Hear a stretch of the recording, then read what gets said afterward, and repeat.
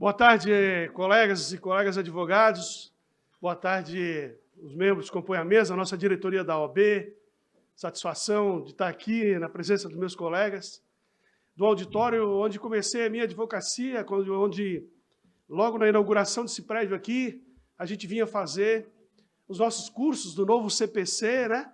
As alterações do Código de Processo Civil e do Código Civil, tantas palestras da Escola da Advocacia. Participei nesse plenário aqui, então estou muito contente de poder viver esse momento com vocês, porque iniciei a minha trajetória como estudante nesse plenário. Então, é um motivo de orgulho para mim.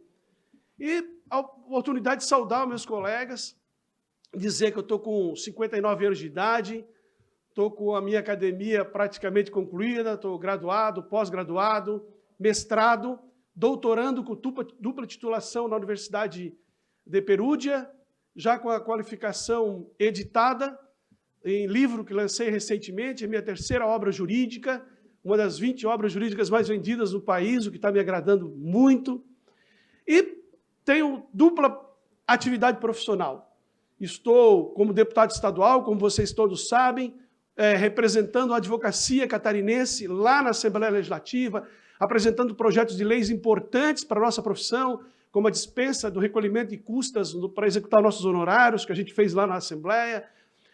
Nós estamos trabalhando a PEC para garantir a vaga de um advogado no 5º Constitucional, né, que a gente não tem, o 5º Constitucional no Tribunal de Contas, é um problema que a gente tem que resolver. O Tribunal de Contas tem um membro do Ministério Público, não tem um membro da advocacia, estão fazendo enfrentamento através dessa PEC.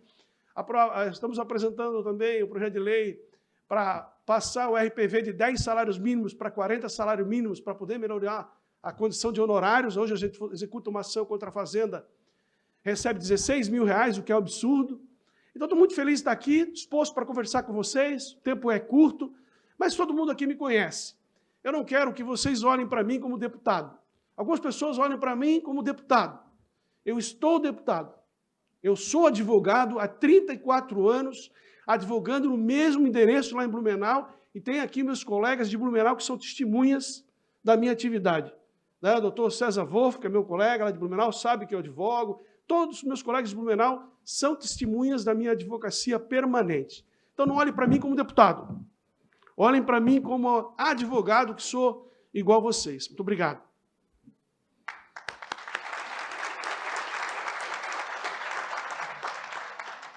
Agradeço, candidato. Vossa Excelência também tem uma pergunta enviada de forma direcionada e, em seguida, será o sorteio. A pergunta ao candidato Ivan Nates é: qual a posição do candidato sobre a nomeação de parente em linha reta para cargo de confiança no âmbito da administração pública? Se a súmula 13 do STF se aplica a agentes políticos tais como secretários de Estado. Bom, a matéria já se encontra regulamentada, né? Houveram muitos enfrentamentos no Ministério Público contra gestores da administração pública, regulamentando quando se pode nomear um parente próximo para estar no cargo comissionado. Essa matéria está solucionada, ela está sempre relativa à competência, à qualificação e à expertise profissional da pessoa que será nomeada. Então, a minha visão sempre é a visão da lei, é a visão da norma, é a visão que prevalece na corte. E a visão que prevalece na corte é de que os cargos, a nomeação de parente próximo, ela não é recomendada, nunca é recomendada, mas ela não é ilegal, desde que o parente próximo tenha formação, expertise, capacidade, conhecimento e não haja uma indicação puramente política, mas profissional e adequada. Essa é a posição jurídica desse momento, e eu, como sigo as leis, entendo que essa é a posição que a gente tem que observar. Não é recomendável, não se recomenda, mas em casos excepcionais, a Corte tem aceitado a indicação, porque não há proibição clara no texto legislativo. Essa é a posição do Supremo e os órgãos gestores têm adotado essa posição.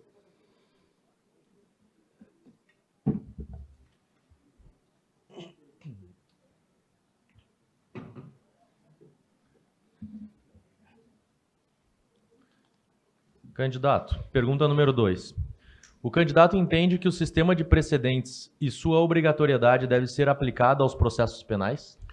Bom, eu tive muita felicidade de pegar esse projeto porque eu escrevo sobre precedentes. Você já deve ter lido alguns artigos da minha autoria sobre precedentes. O grande problema do Brasil é a ausência do respeito aos precedentes.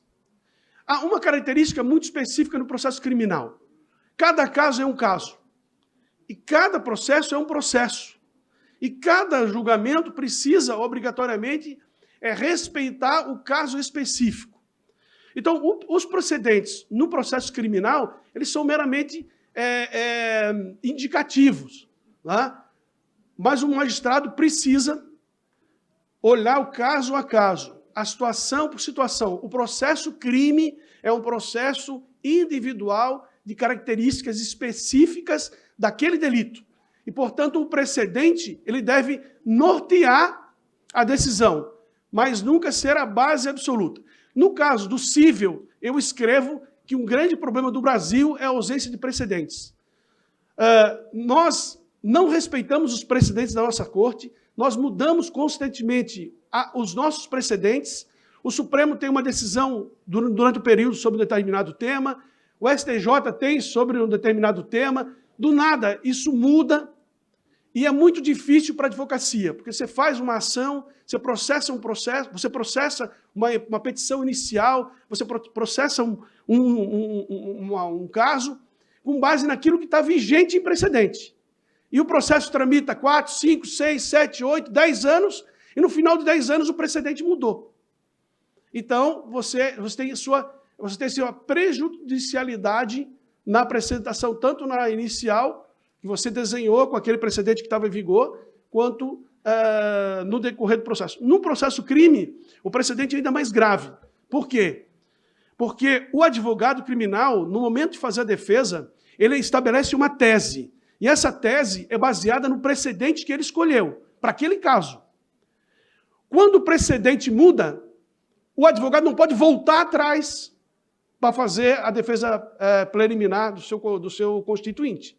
Então, isso é uma coisa que eu escrevi agora, um artigo em parceria com o doutor da Univale, colega meu, doutor Luiz Mário, que a gente discute isso. Quando a defesa é prejudicada, porque ela adotou um precedente no processo crime, e que, com o decorrer do tempo, o precedente mudou, e o advogado não pode voltar atrás para poder fazer novamente as alegações iniciais. Então, é uma matéria bastante controvertida. Acho que isso aí é insegurança jurídica, os tribunais não respeitam os precedentes e deixam os advogados numa situação muito difícil. Eu já passo por isso na minha advocacia, vocês passam por isso também. A gente desenha uma defesa, desenha uma tese, desenha uma inicial, com base numa orientação, numa súmula, e no decorrer do processo, a súmula muda e a gente fica com dificuldade de voltar atrás para restabelecer aquilo que foi feito no início do processo. Precedentes é uma coisa complicada. Um juiz do interior, lá do interior do Maranhão, resolve julgar contra um precedente supremo. Ele entende que o Supremo está errado. E não tem ninguém que pode mudar aquilo até chegar lá no Supremo, né? Então, esse é o problema da nossa justiça, que acredito que um dia a gente tenha que fazer um enfrentamento. O presidente do Tribunal, do Supremo Tribunal Federal, o Noronha, se não me engano, ele tem feito esse debate da política de precedentes. Quando um juiz de primeiro grau enfrenta uma decisão do Supremo e só tem que chegar lá no Supremo para anular aquele precedente. Isso cria insegurança jurídica nos jurisdicionados, no processo e até para as partes. Obrigado, candidato. O senhor quer mais uma pergunta? Claro.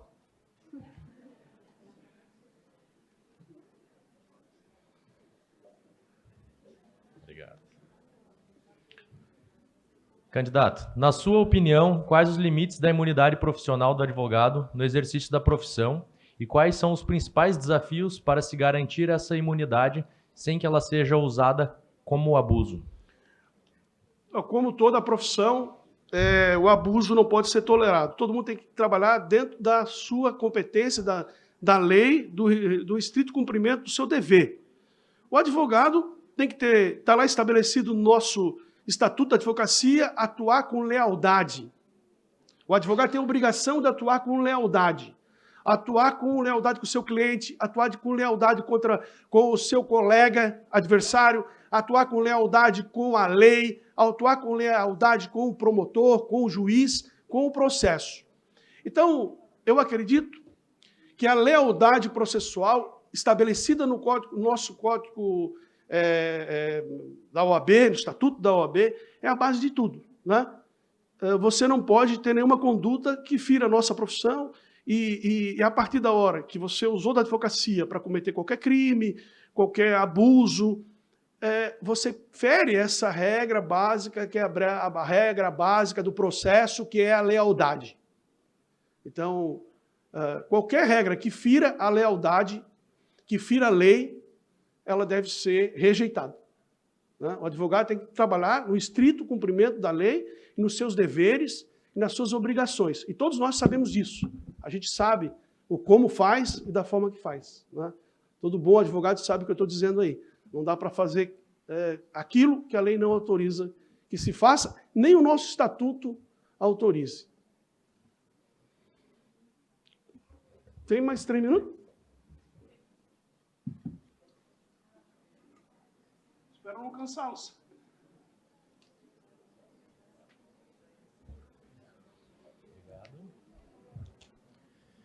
Candidato, como desembargador, o que pretende fazer ao lidar com situações que têm sido recorrentes, onde os tribunais deliberadamente deixam de observar os precedentes do STJ, como, por exemplo, o tema 1076 sobre fixação dos honorários? Bom, eu falei sobre precedentes, né? Eu conversava lá na antessala com meus colegas que concorrem junto comigo, a dificuldade que é a questão dos honorários. Vocês viram agora que eles estão entrando com ação rescisória sobre honorários fixados, transitados e julgados, né?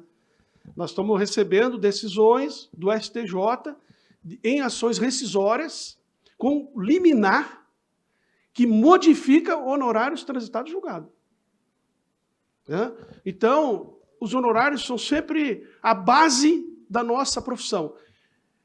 Às vezes me perguntam, se vocês me perguntassem, deputado, ou doutor, desculpa, vício de linguagem, doutor, o que são nossos honorários, né? Eu poderia dizer, nossos honorários são a remuneração digna da nossa atividade. Os nossos honorários são a nossa profissão. Não, os nossos honorários, eles são a qualificação profissional. Os nossos honorários são aquilo que sustenta a qualidade da advocacia. Os nossos honorários são a base da advocacia de qualidade, de uma justiça de qualidade, de uma entrega jurisdicional de qualidade. Os honorários é que nos instigam a continuar fazendo o aperfeiçoamento, nos dedicando, estudando, fazendo cada vez melhor. Então, sempre que eu vou sustentar no tribunal com relação aos meus honorários, ou quando sou contratado para defender honorários dos meus colegas, eu sempre digo, nós não estamos aqui discutindo alimentos. Alimentos é uma base. Nós estamos aqui discutindo o que movimenta a intelectualidade jurídica, que são os honorários. É isso que movimenta a intelectualidade jurídica. Desculpa. E é isso. Então, cada vez que os nossos honorários eles são diminuídos, aviltados, enfrentados, quem faz isso faz um desserviço, não contra o advogado, mas um desserviço contra o aperfeiçoamento da nossa profissão. Porque só se instiga, só trabalha, só se dedica, só quem se especializa é aquele que é bem remunerado. Aquele que tem a sua remuneração digna, alicerçada ao seu trabalho. Ninguém trabalha e especializa para ter menos. Todo mundo trabalha e se especializa para ter mais. E os nossos honorários têm que ser sempre mais para garantir a nossa profissão, a continuidade da qualidade da nossa educação. E faltando 30 segundos, eu queria pedir o voto para vocês, dizer que eu vou ser um bom desembargador, vocês vão ter um desembargador combativo, lutador, aguerrido, e um desembargador de enfrentamento, porque a minha vida toda foi de enfrentamento. Toda. E a gente vai lá para defender a advocacia com orgulho, com garra e com capacidade. Eu peço o voto de Obrigado, vocês. Muito obrigado. Muito obrigado, candidato.